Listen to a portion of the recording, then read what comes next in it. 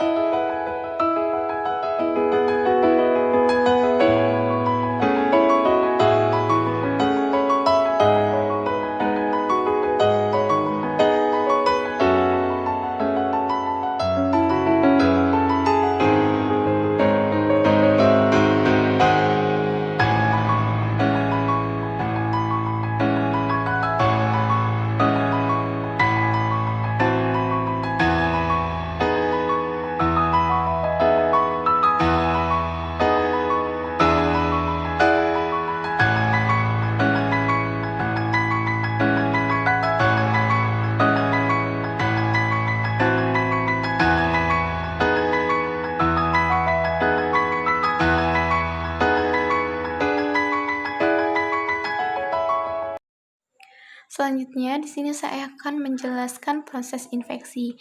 Nah, di sini contohnya yaitu siklus hidup cacing pita dari genus Taenia, yaitu Taenia saginata pada sapi. Ini saginata dari sapi, kemudian Taenia solium dari babi. Penyakit yang disebabkan oleh infeksi cacing dewasa ini di usus disebut teniasis. Nah, di sini yang pertama ada kode segitiga. Yang pertama ada tahap diagnostik dan yang I tahap infeksi. Kita mulai dari yang pertama yaitu tahap diagnostik. Ini adalah tahap diagnostik yang pertama.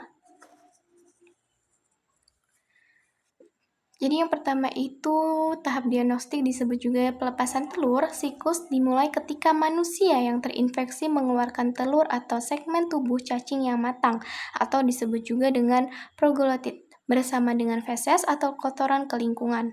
Proglotit ini mengandung ribuan telur yang dapat bertahan hidup di tanah atau rumput selama berhari-hari hingga berbulan-bulan. Selanjutnya, ketika proglotit itu hidup di tumbuhan atau tanah sampai berhari-hari atau berbulan-bulan, ketika rumput itu dimakan oleh sapi, maka sapi dan babi ini adalah inang perantara dari Taenia saginata itu di sapi dan Taenia solium itu di babi. Nah, sapi dan babi ini menjadi terinfeksi setelah memakan tumbuhan atau air yang telah terkontaminasi oleh telur atau proglotit tersebut. Kemudian yang ketiga, perkembangan onkosfer atau lava. Nah, ketika di dalam usus hewan, telur atau lava itu menetas dan melepaskan onkosfer. Onkosfer ini menembus dinding usus dan masuk ke dalam aliran darah menuju otot daging. Jadi, setelah menetas di usus, lalu menembus dinding usus, mengalir ke otot. Jadi, setelah onkosfer itu menetas, kemudian menembus dinding usus, lalu dia menuju ke otot. Nah, onkosfer ini berkembang menjadi kista di otot yang disebut cystocircus. Jadi ketika sudah berada di otot, dia berkembang menjadi kista yang disebut dengan cystocircus. Kemudian tahap yang keempat, yang dimana infeksi pada manusia atau inang defensive. Nah, manusia ini terinfeksi jika memakan daging mentah atau daging yang kurang matang, baik di sapi ataupun di babi. Nah, yang mengandung Cystocircus tersebut. Ini adalah titik awal infeksi pada manusia. Kemudian, di tahap yang kelima,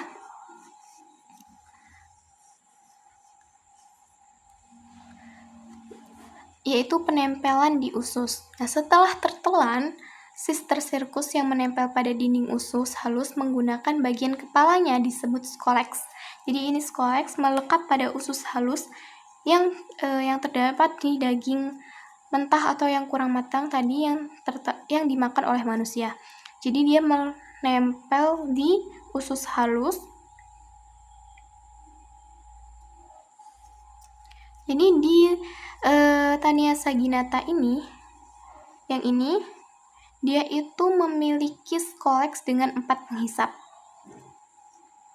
Jadi saginata ini mempunyai 4 penghisap, sedangkan T. solium, dia ini memiliki penghisap dan juga deretan kait atau rostellum.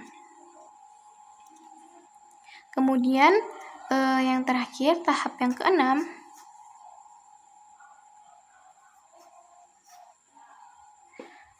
Taenia saginata dan Thesolium ini akan berubah menjadi Taenia dewasa pada usus kecil. Jadi dalam waktu sekitar 2-3 bulan, Sistercercus tumbuh menjadi cacing pita dewasa di dalam usus kecil manusia.